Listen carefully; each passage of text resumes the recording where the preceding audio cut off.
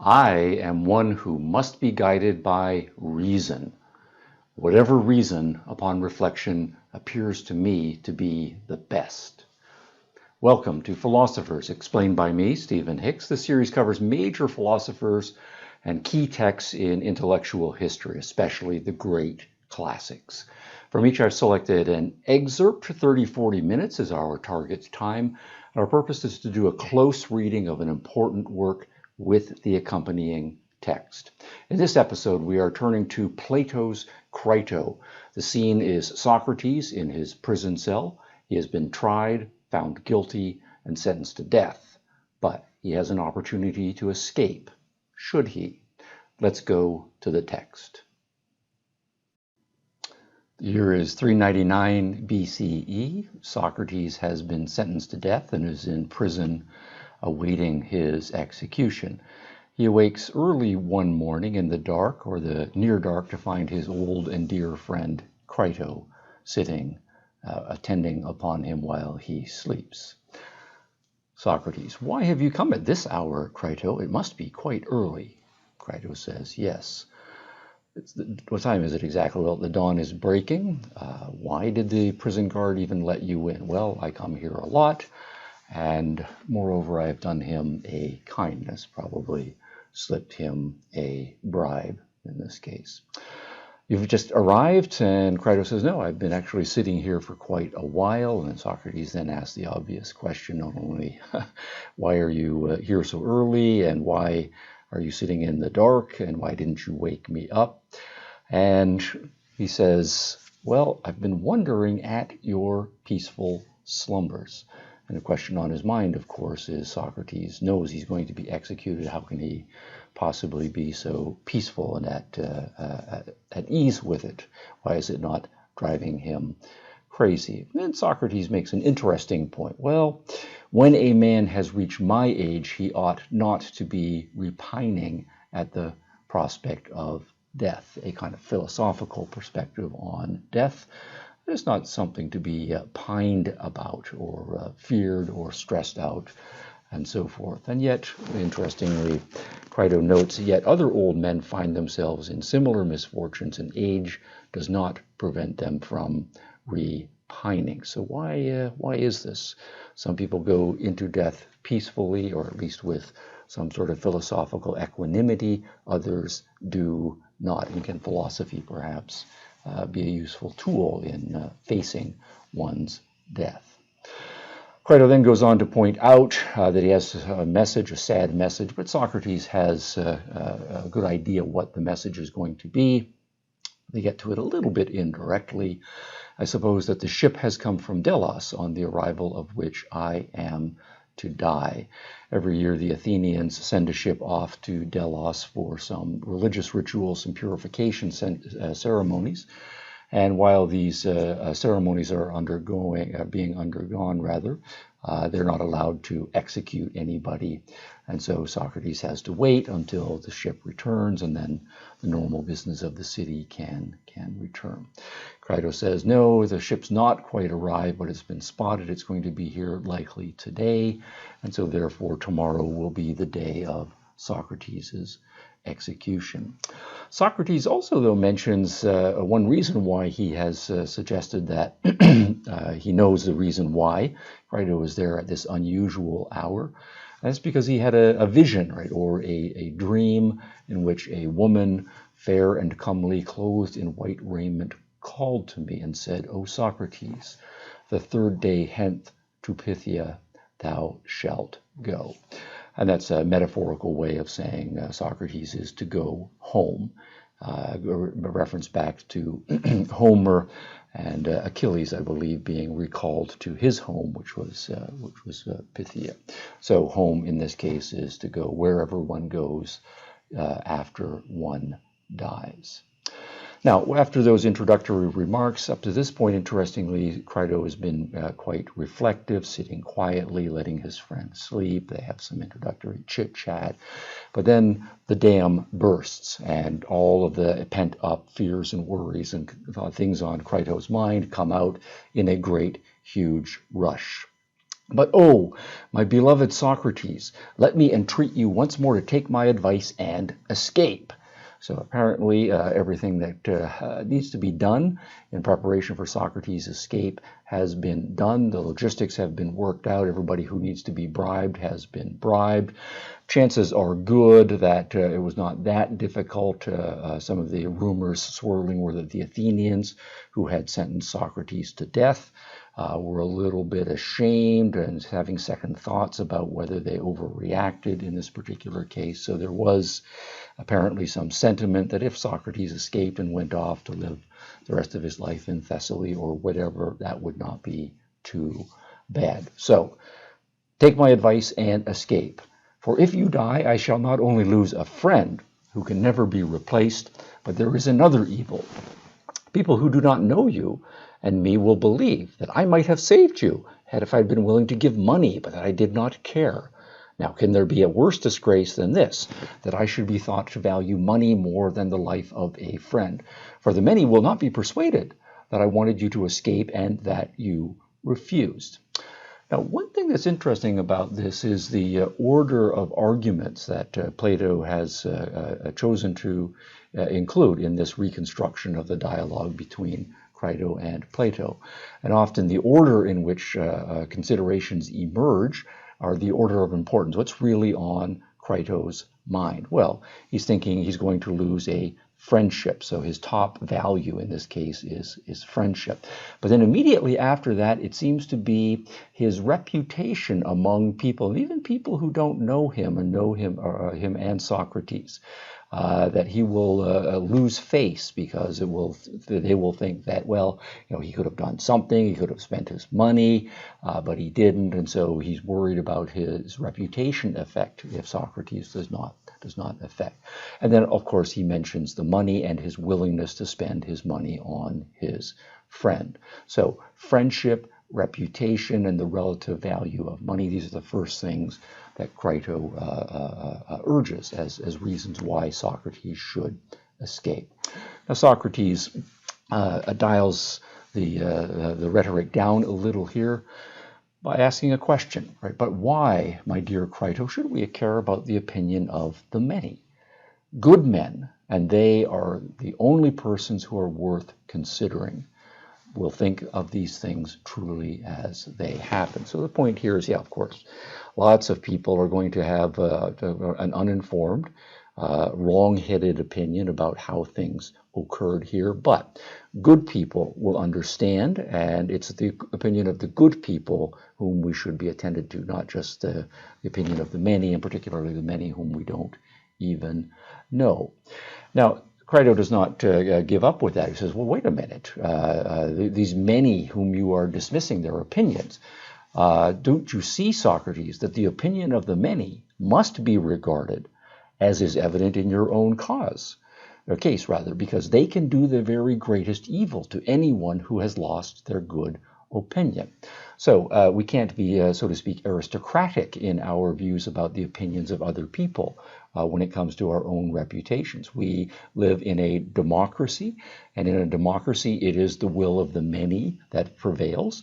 And in this case, the will of the many has decided to kill Socrates based on a certain reputation they have. So Crito was pointing out quite properly that one's reputation in a democracy is of paramount importance. And Socrates and Crito need to pay attention to their reputation, and that means giving some credence to the opinion of the many. Now Socrates then replies, interestingly, I only wish, Crito, that they could, for then they could also do the greatest good. So suggesting that, in fact, the many, most people, cannot do evil to you, or at least not the greatest evils to you. And the evidence of that is in part that they can't also do the greatest goods. But the truth is that they can do neither good nor evil. They cannot make a man wise or make him foolish, and whatever they do is the result of chance. So the more important thing is wisdom and not doing foolish things. And the many don't seem to have the capacity to avoid doing all sorts of foolish things. The many do not seem to have the capacity in order to be wise.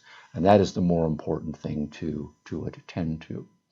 Well, Socrates makes that point. Crito does not respond directly to that. He says, "Well, okay, I won't dispute that." But then he comes out with some other arguments. He says, "Look, if the reason why you are hesitating from escaping is that you're worried about what's going to happen to us, don't.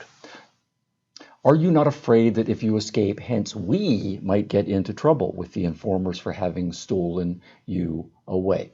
And Socrates says, well, yes, I am worried about that to some extent. And then Crito then goes on with another long outburst of argumentation, another series of considerations here.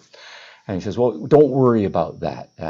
You have lots of friends. There are persons who, at no great cost, are willing to save you and bring you out of prison.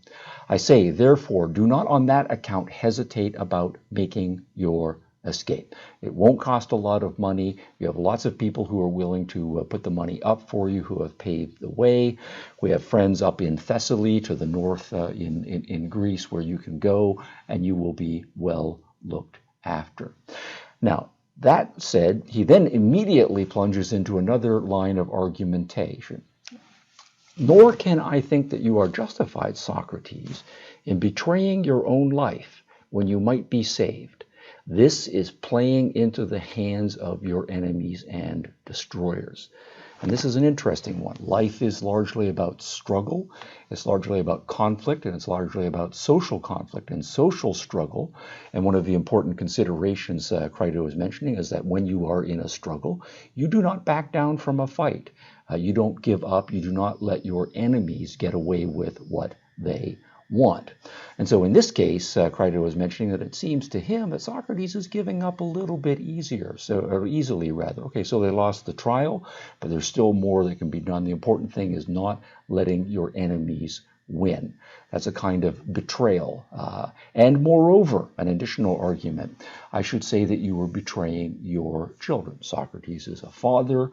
Becoming a father means accepting certain responsibilities, and you have an obligation to see those responsibilities through. Will Socrates be able to do so if he's dead? Crito doesn't think so. Instead, he's giving up on his fatherly responsibilities. And he goes on to put this point in quite stark form. A close friend speaking to another close friend, we can be frank with each other. But you are choosing the easier part, as I think, not the better and manlier. You need to not give in easily. You need to act in a manly fashion. And a man looks after his children. A man does not give up on his life. A man spends money on his friends when he has the friends. And he, above all, does not let his enemies prevail in the social struggle. You fight with whatever tools and weapons you have at your ability. And then courage is mentioned explicitly here. I reflect on all of this and I am ashamed. It seems like we have failed in courage, not only you, Socrates, but also the rest of us, and in competence. The trial need never have come on. Or it might have been brought to another issue, at the end of which is the crowning absurdity.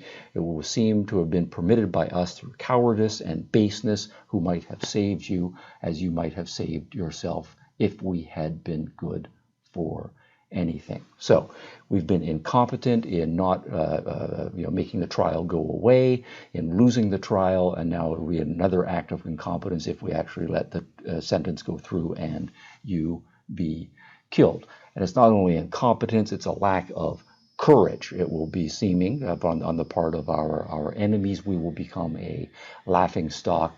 And in our own eyes, Crito's own eyes and the eyes of his friends, it seems that's the way things will play out. And of course, we will suffer the great reputational loss among many people. Now, Crito, in this great outburst, has listed a whole series of considerations, but then the time for deliberation is over, and there is only one thing to be done, which must be done, if at all, this very night. So the time is over for deliberation. It is time for action. Let's go. All right, Socrates. Well, dear Crito, your zeal is invaluable, but if a right one, And if wrong, the greater the zeal, the greater the evil. So it's not a matter simply of enthusiasm and energy and all of this zeal. Let's go, let's go, let's go. We have to make sure we are doing the right thing. Zeal must be put in the service of right reason. And this is an important passage in terms of Socrates' mode of operation. It's not one's reputation in the eyes of other people. It's not necessarily a traditional manly conception of what you are supposed to do. Instead, we are rational creatures, and as philosophers especially, but philosophical men, we have to consult reason and act according to our best judgment of reason. For I am, and always have been, one of those natures who must be guided by reason, whatever the reason may be, which upon reflection appears to me to be best.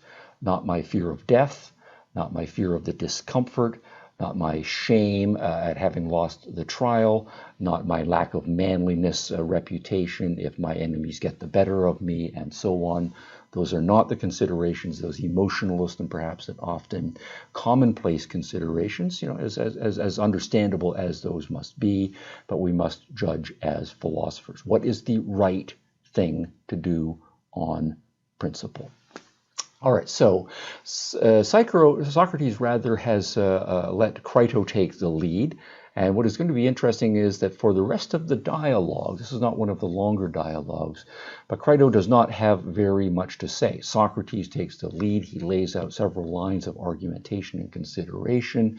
Of course, he puts things in a question form, but mostly it's things like, as we can see here, Crito responding, "Yep, certainly, Socrates. Yes, Socrates. Certainly. Again, I agree, Socrates." And so the rest of the dialogue is Socrates' extended argumentation for why the considerations that Crito has enumerated, the 5 or 6 or so, some of them he does not think are worth responding to, but some of them are worth responding to, but they are second or third order considerations. Mostly what Socrates wants to do is draw Crito's attention to the most important considerations and prevent a philosophical justification for those. So, but what will be the fairest way of considering the question? The question being, what would the right thing to do here? Shall I return to your old argument about the opinions of men, some of which are to be regarded and others, as we are saying, are not to be regarded? And then he goes on to say, well, okay, tell me then whether I am right in saying that some opinions and the opinions of some men only are to be valued, and other opinions, the opinions of other men, are not to be valued. So it's not just my reputation out there in general. If we're going to be concerned with our reputation and what the opinion of other people is about us, we have to recognize that some people's reputation or some people's opinions about our reputation are worth attending to and some are not. So we're going to introduce this distinction. Well, which opinions of which men are going to be worth paying attention to? The good are to be regarded and not the bad. Well, obviously.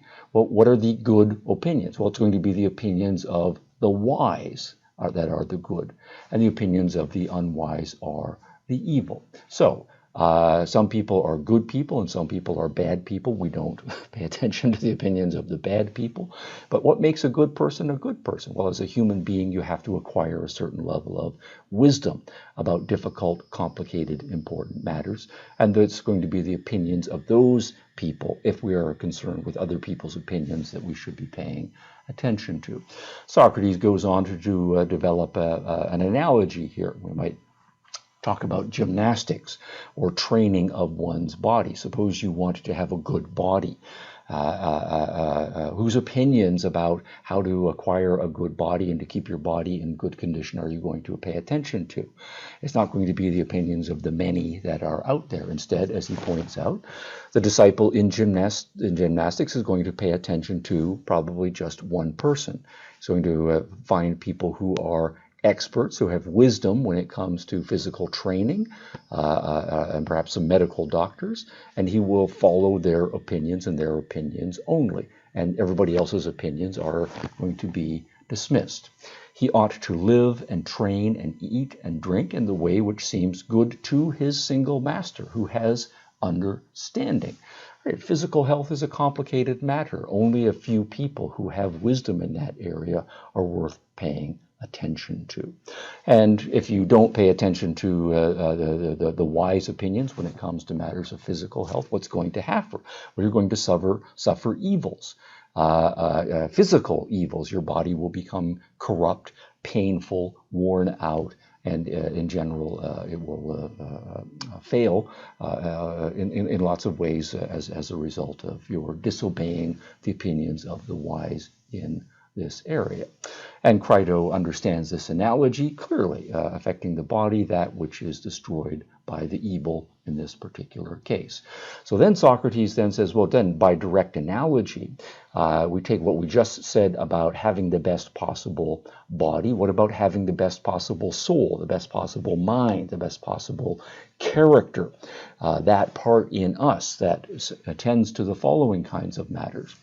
In the matter of just and unjust, fair and foul, good and evil, which are the subjects of our present consultation, ought we to follow the opinion of the many and to fear them, or the opinion of the one man who has understanding, and whom we ought to fear and reverence more than all the rest of the world?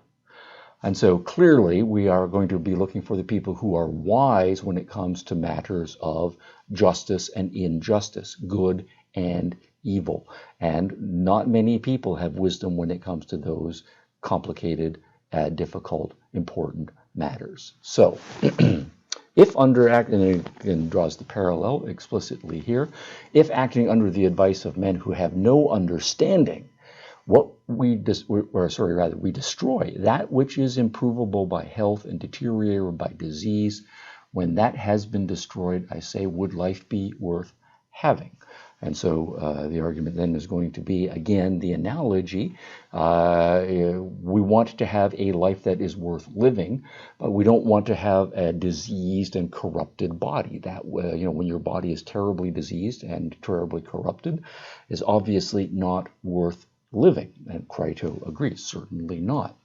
And so then, drawing that parallel, drawing the analogy, will life be worth having if that higher part of man, your mind, your character, your soul, be depraved, which is improved by justice and deteriorated by injustice?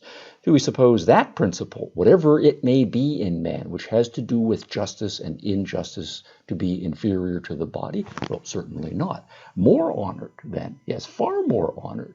So the analogy then is drawn that what we should be primarily concerned with is, since our mind, our soul, our character, the word that we are using for this higher part in us, is more important to pay attention to than the body. But of course, the body is very, very important, and just as having a diseased and corrupted and unhealthy body would make life not worth living, even more so, having a diseased and corrupted higher part of ourselves, that which makes you a human being in the best and highest sense, if you corrupt that, that even more so is going to make life not worth living.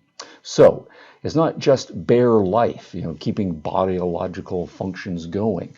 Not life, but a good life is to be chiefly valued. And then Crito says, yes. Well, what is a good life? Well, a good life is equivalent to a just and honorable one. So we want to have a just life, an honorable life. That is the most important life. And if we are going to remain alive in the physical sense, but at the point of having totally corrupted ourselves by becoming dishonorable and unjust, then life is not worth living. Okay, some groundwork then. Socrates warming Crito up, getting his thinking pointing in the proper direction. So now we need to get down to business. Well, what then is justice? What is honor? What is it to live in accordance with those so that one's life can be good?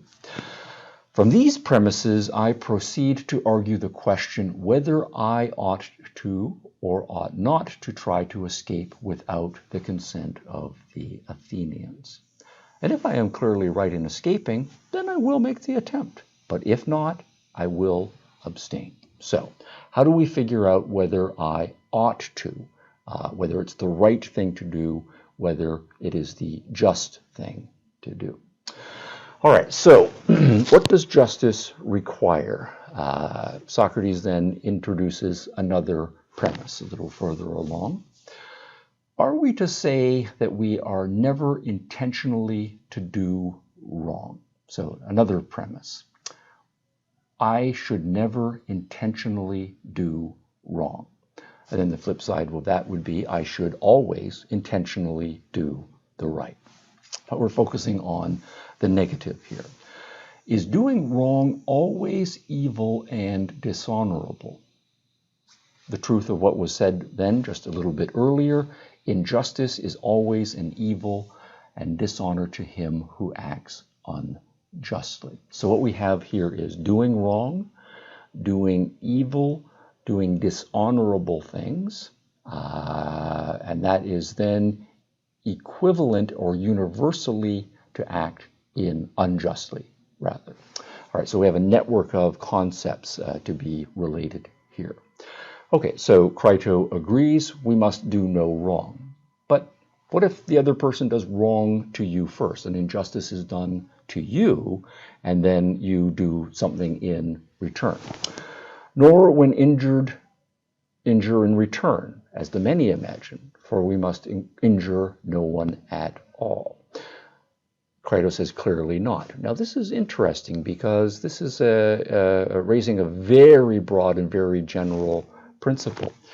One must not ever do injury to other people, and this is the implication that one is initiating a certain number of injury. But does the circumstance change when the other person has initiated the injury, initiated the wrong, initiated the dishonorable, initiated the injustice, keeping that concept cloud all together? So this would seem to indicate that suppose someone strikes you physically, that is going to engage in an injury. Does this mean I'm not allowed to injure the person in return? So does this mean that self-defense would be wrong on this very broad principle that Socrates is laying out here? If we elevate it, suppose it's not you just as an individual, does this then mean that we shouldn't have a legal system? Right? Criminals will do an injury to people in society, or will do injuries to society in more general, that society should not injure criminals in return. Suppose we are attacked by foreign enemies.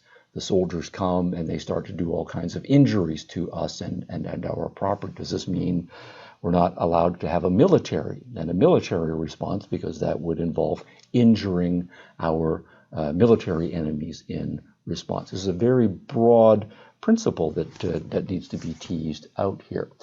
Now, Crito says clearly not, but Socrates is going to get some of these nuances out a little further. What of doing evil in return for evil, which is the morality of the enemy? And we do have a shift of language here. Is doing an injury the same thing as doing an evil? Or is it the case sometimes returning an injury for an injury is not an evil, but say a justifiable matter of self-defense? So what's the relationship between doing injury and doing evil? Do we have a synonymous set of concepts here or not? Now, so far, the argument seems to be resting on an equivalence of those, because Socrates then wants to draw a conclusion. Then, we ought not to retaliate or render evil. So retaliation and rendering evil are equivalent in this formulation. We ought not to retaliate or render evil for evil to anyone, whatever evil we may have suffered from him. Again, very general. So this is my then first principle, as he's going to call it. Neither injury nor retaliation nor warding off evil by evil is ever right. And so what we seem to have is a fairly strong pacifistic position. That is to say, one should be non-retaliatory, never engaging in damage, even in the cases of self-defense. Not merely initiatory damage, but even retaliatory damage. Now, If this is granted, Socrates then says, well, I will proceed to the next step. In leaving the prison against the will of the Athenians, do I wrong anyone? So the idea here is, if I escape from the prison, would I be doing a wrong to someone?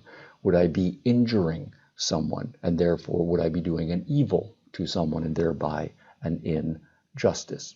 I think at this point, Crito is recognizing that the territory here is huge and there's a lot of concepts being put out all at one, and some equivalences and some distinctions that are being introduced, and he's a little bit confused. So he says, I cannot tell, Socrates, for I do not know. So, as a matter of abstract principles, what Socrates does, I think, partly as a teaching device, is introduce another fictional character into the dialogue. And what he does is he asks us to imagine, in this case, well, suppose the laws were personified, and the laws came to us and spoke to us. And so we imagine there's a character called the laws that represents the laws of Athens. What would the laws say to us if I were proposing escape here? Then consider the matter in this way. Imagine that I am about to play truant, that is to say, to escape. You may call the proceeding by any name which you like, and the laws and the government came to interrogate me. So I've put in green highlighting here what the laws say. Tell us, Socrates, they say, what are you about? Are you going to, by an act of yours, to overturn us, the laws and the whole state, as far as in you lies? So what does that mean, pausing here? How is this going to overturn? Well, one of the laws says when we have a trial and the trial reaches a verdict, the verdict must be respected. When the punishment has been decided, the punishment must be followed through, the law must be followed through. And one of the laws says, subsidiary laws in this case, is that people who are subject to legal penalties can't avoid their legal penalties. So if you just say, well, I don't agree with this law, I don't like this law, I am disobeying the laws, that damages the law. That is disrespectful of the law. And to the extent that individuals and larger numbers of individuals do that, then the laws become overturned and null. Do you imagine that a state can subsist and not be overthrown, in which the decisions of law have no power, but are set aside and overthrown by individuals?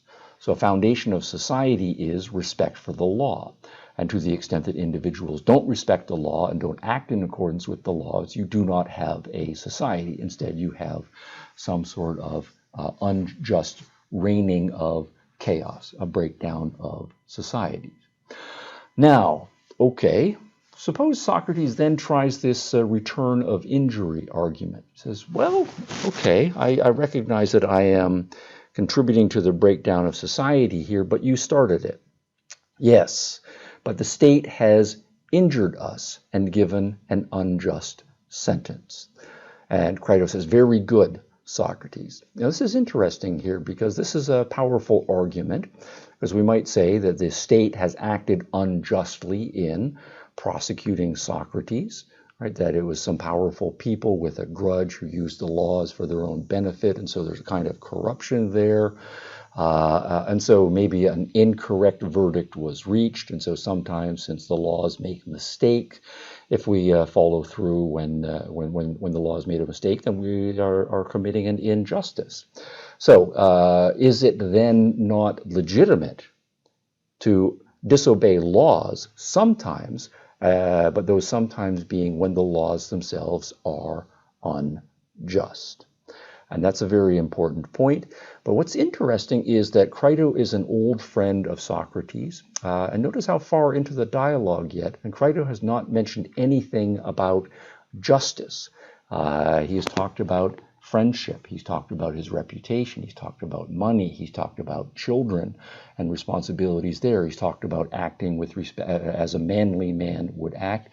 But this is the first time, and it's Socrates, right, who is introducing this argument, that this important counter-argument about unjust laws is introduced.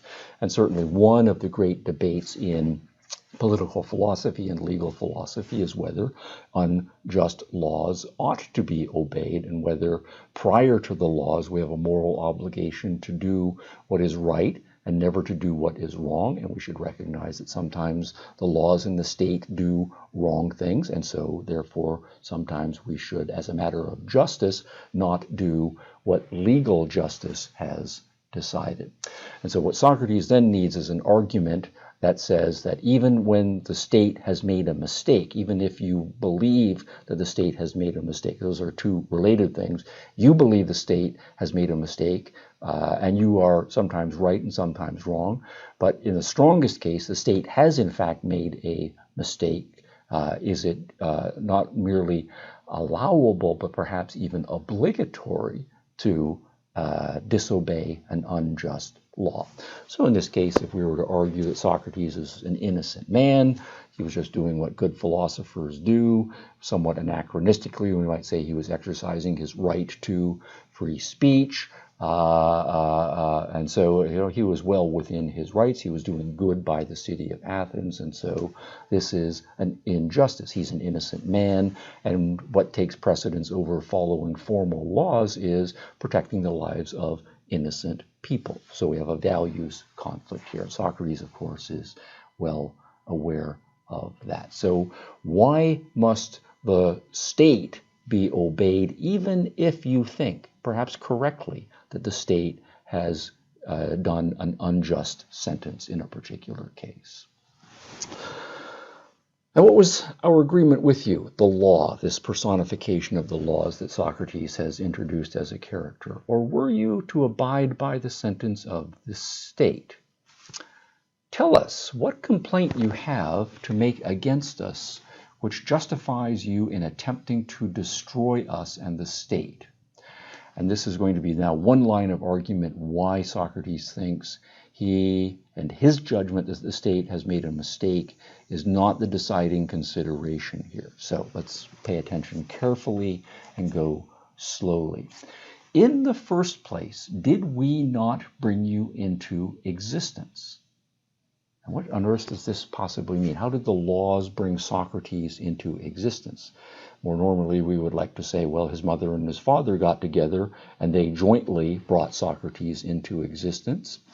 And then the laws say, well, yes, but your father married your mother by our aid and begat you. So part of the laws is the laws regulating marriage and men and women coming together and starting families. So it was through us, through the laws, that your mother and father came together and formed the family. So it's your mom, your dad, and us. We brought you into the world.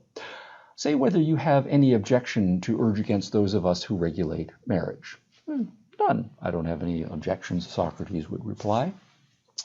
Or against those of us, that is to say, those laws which regulate the system of nurture and education of children in which you were trained. So there's lots of laws about how parents are supposed to look after their children, educate their children, and so forth. We're not the laws who have the charge of this, right in commanding your father to train you in music and gymnastic. Right, I should reply. Okay, so we brought you into existence, we nurtured you, we educated you. Therefore, well then, since you were brought into the world and nurtured and educated by us, can you deny in the first place that you are our child and slave, as your fathers were before you? Now we pause here because this is a very strong influence on the basis of what the laws have done for Socrates, bringing him into existence and raising him. The claim then is that Socrates is a slave of the laws, or perhaps a little bit weaker rather, a child of the laws, a child as to a parent, a slave as to a master. And I've inserted the Greek word doulos, which in the original Greek meant a slave. And if this is true, the argument then carries on, you are not on equal terms with us, nor can you think that you have a right to do to us what we are doing to you. Would you have any right to strike or revile or to do any other evil to a father or to your master if you had one, when you have been struck or reviled by him? So, if this argument then is correct, let's take it in both forms. You are a child, and your father has mastery over you as a child, because your father brought you into existence and is raising you.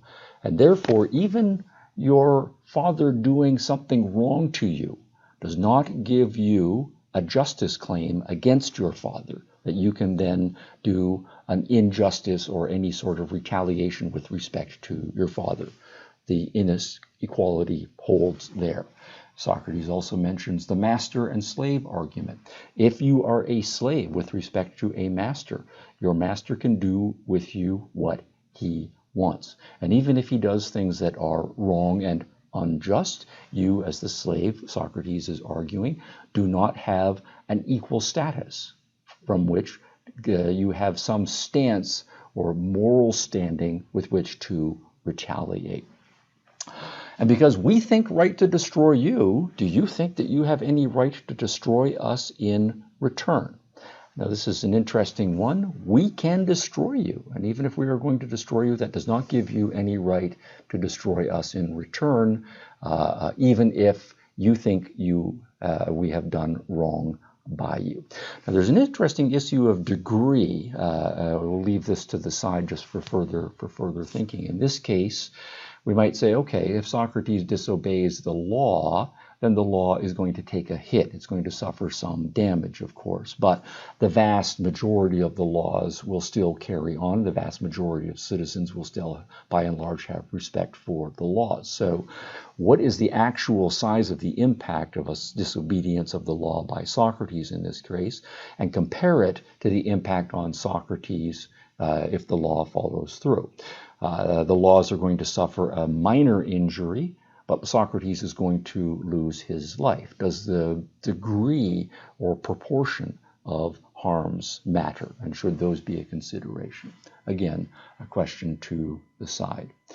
As a philosopher like you, this is now the laws getting a little sarcastically disbelieving, failed to discover that our country is to be more valued and higher and holier, far more than mother or father or any ancestor. And so what we then have is a fairly strong assertion that just as your relationship to your parents is one of obedience to them, your obedience and loyalty and obligations with respect to the state are even higher. The state is more important than family, and both are more important than you are. So, interesting and powerful argument. When we are punished by her, whether with imprisonment or stripes, the punishment is to be endured in silence. And if she leads us to wounds in death in battle, thither we follow as is right. So, child obeys the parents, slaves obey the masters, citizens obey the laws, no matter what. And then after that argument is laid out, Socrates puts it to Crito, do the laws speak truly, or do they not? And Crito agrees. I think that they do. Now, immediately, and this is a very interesting passage to me in juxtaposition to the argument that we just raised, Socrates goes immediately into another long line of argument. And let's lay it out. Then the laws will say, consider, Socrates. We further proclaim and give the right to every Athenian that if he does not like us when he has come of age and has seen the ways of the city and made our acquaintance, he may go where he pleases and take his goods with him, and none of the laws will forbid him or interfere with him. So, you were raised here. You saw how we did things, do things in Athens, and by the time you came to your age of maturity, If you had wanted to leave, you could have left and taken your stuff with you, and we would not have stopped you. But he who has experience of the matter in which we order justice and administer the state, and still remains, has entered into an implied contract that he will do as we command him. And this is very interesting because this is a very early mention of contract theory and social contract theory in political philosophy. And the idea here is that the right relationship between a citizen and the laws, or a citizen and the state, is of an agreement. The state has, in an informed way, decided what its laws are going to be, and the citizens has become informed about what the laws are. And the citizen, as an adult, as an informed adult, exercises judgment about whether he likes those laws and the way they are administered, and then enters into an agreement. And so what we then have is two parties both entering into a kind of contract, and both sides then are going to fulfill their side of the contract. The citizen is going to live his life, but obey the laws, and the laws are going to administer justice in the state. And both sides, as long as they stick to their agreement, will be honorable, and the city will proceed well. But what's interesting about this is that this argument follows immediately on the heels of the previous argument. And there's a question about consistency of those two arguments, because quite clearly and forcefully in the paragraph preceding, the argument had been, we raised you, and in effect, we own you. The slave language is quite strong there. Slaves do not have choices. Slaves do not enter into agreements. Slaves do not make free agreements, and therefore have the obligations of free citizens to follow through on their word. So how are we to put these two arguments together? Because on the one hand, the one says the right relationship of citizen to state is slave to the state, but over on this other line of argument, we are to consider ourselves as free adults who are making up our own minds and making commitments. And once we've made the commitment, then we have acquired obligations. But in the other case, we don't have acquired obligations, we have imposed obligations. So how do those two arguments fit together? Why does Socrates make both of them? And I think in this case, since Plato is doing the writing, and we know Plato is a brilliant guy, why is he more intentionally juxtaposing these two arguments that seem on the face of them contradictory to each other? And so he then goes on to say, he being the personification of the laws, that the problem in this case would then be, you've made this agreement with us, and now you are breaking an agreement that you voluntarily entered into us. He neither obeys nor convinces us that our commands are wrong, and we do not rudely impose them, but give him the alternative of obeying or convincing us. That is what we offer, and he does neither. Instead, he's going to just run away, escape during the night. Now, go back in history, not very recent, not very long history, recent history. We talked about this in the Apology during the course of your trial. Moreover, you might, if you had liked, have fixed the penalty at banishment in the course of the trial. So if you're now planning to, banish yourself, go into exile by escaping, why didn't you propose that at the trial? Instead, during the trial, you said you don't fear death, you don't want exile, you don't want to be banished. So if you were to escape now, then it seems like you were lying during the trial.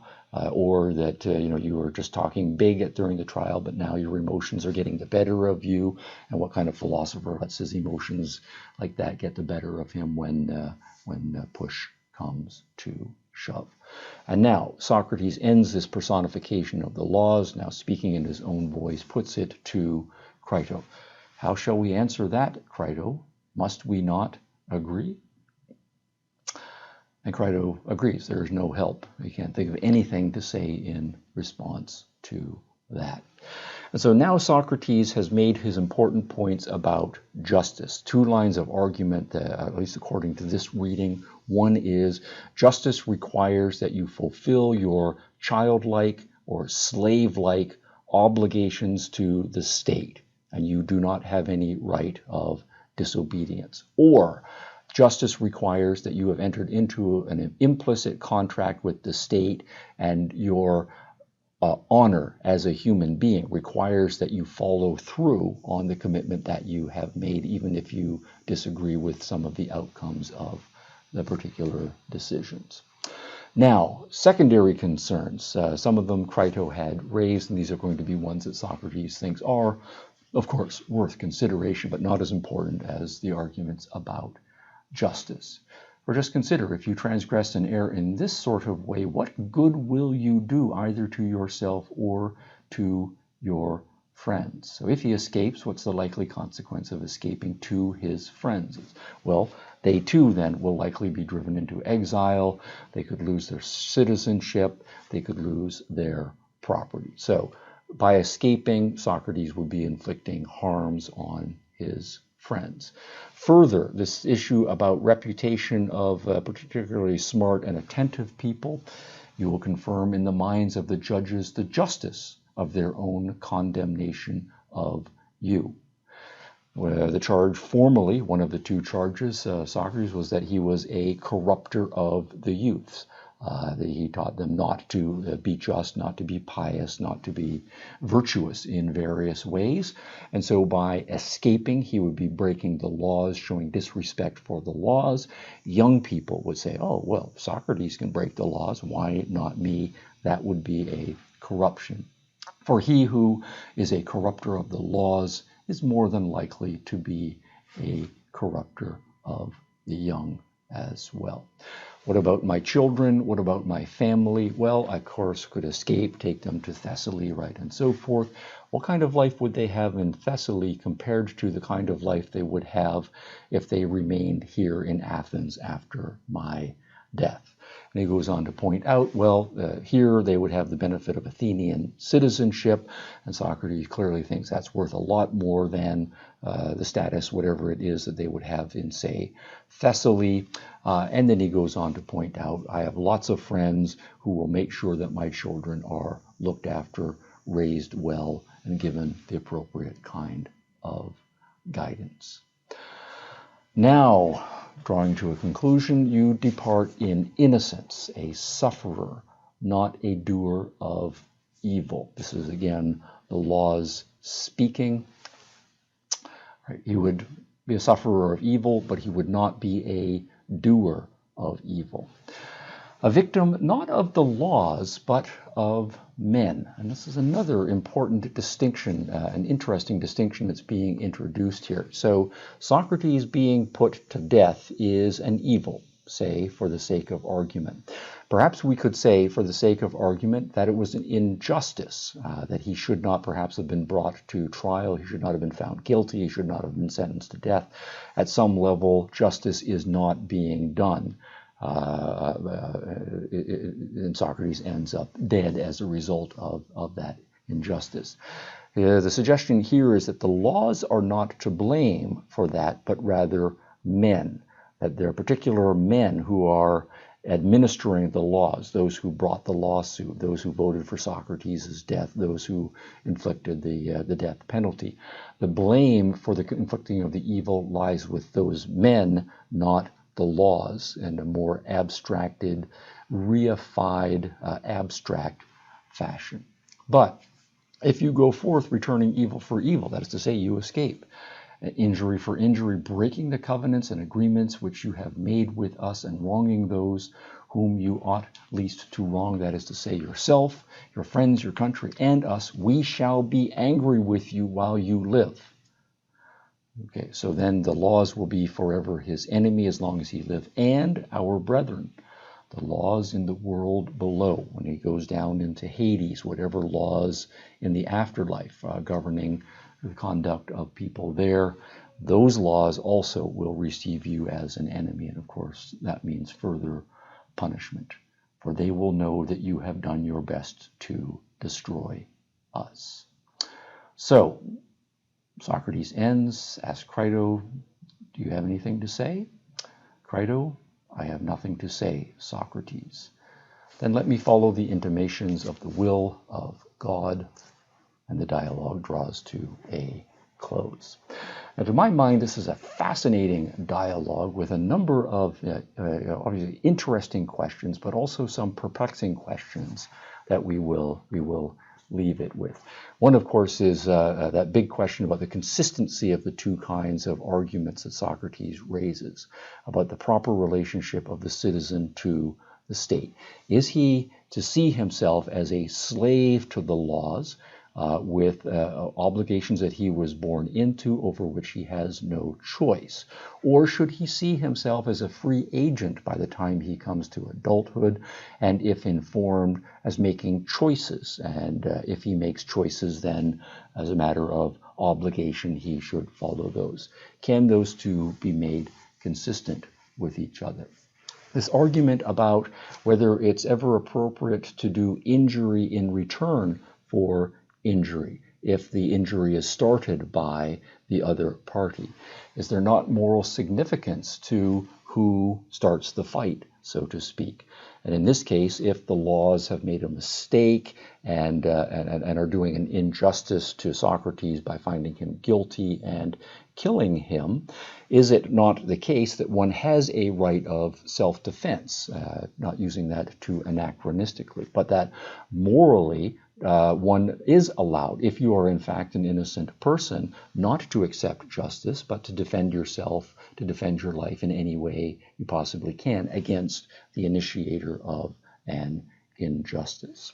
Then there is this distinction, very interestingly introduced toward the end here, that if we grant that there's an injustice being done to Socrates in this case, and it is being initiated by some Athenians against Athens, that the fault lies with the men, it does not lie with the laws.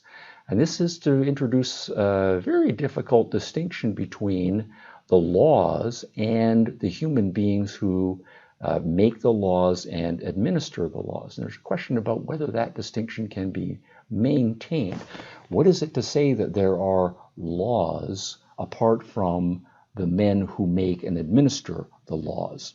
Are they these abstract essences or principles that are otherworldly and somehow kind of floating around and operative in the world, but the administration of them and the legislation of them is a distinct thing from the laws?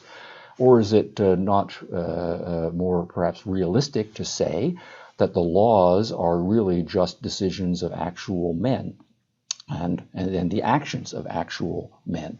And so you can't distinguish the laws from the men who make the laws and administer the laws. And so then we're back to saying, well, the laws in this case just are Meletus and Anaton and Lycon, his accusers, and the 380 people who voted for Socrates to be put to death, and the executioners who are going to carry out the sentence. The laws are embodied in the actual men who are carrying out the laws. And so then it becomes a matter, it seems, of do I not have certain moral status with respect to other men? I'm a man, they are a man, and if some other men are doing me wrong, then I have moral rights and perhaps moral obligations to myself, my family, my friends, in order to act with respect to those other men who are doing me wrong. Or do we then want to say, well, okay, but you're just one guy here, and we do live in a democracy, Socrates, and the democracy did its procedures. You knew what the procedures were. There was a court of law. We put it to a vote. You had your chance to speak, and so the best that we can do is to follow democratic principles. And you can't simply say, having agreed to democratic principles ahead of time, that you don't like the outcome of a particular democratic principle, and so therefore it's okay for you to disobey it. And then, of course, the question is going to be, what about all of that stuff toward the beginning of this dialogue when Socrates says, The majority of people don't really have much wisdom. Often they don't know what they are talking about. They do all kinds of foolish things and so on. And so we really shouldn't be paying attention to whatever the many or most people believe ought to be done. But then what is democracy except the will of the many? So if we want to say, well, we need to, as a matter of justice, follow democratic procedures, that doesn't fit very well with the idea that democratic procedures just are the will of the many, and believing that the will of the many does not have very much worth at all. So we are left then with some perplexing questions, and I think Plato, of course, and Socrates himself are intelligent men. They are philosophical geniuses of the first rank. They are putting these questions out for our consideration. Socrates, of course, goes to his death, but he does leave a legacy. Philosophy, the hard questions of philosophy for the rest of us who are readers of Socrates to take to heart and work out to the best of our judgment.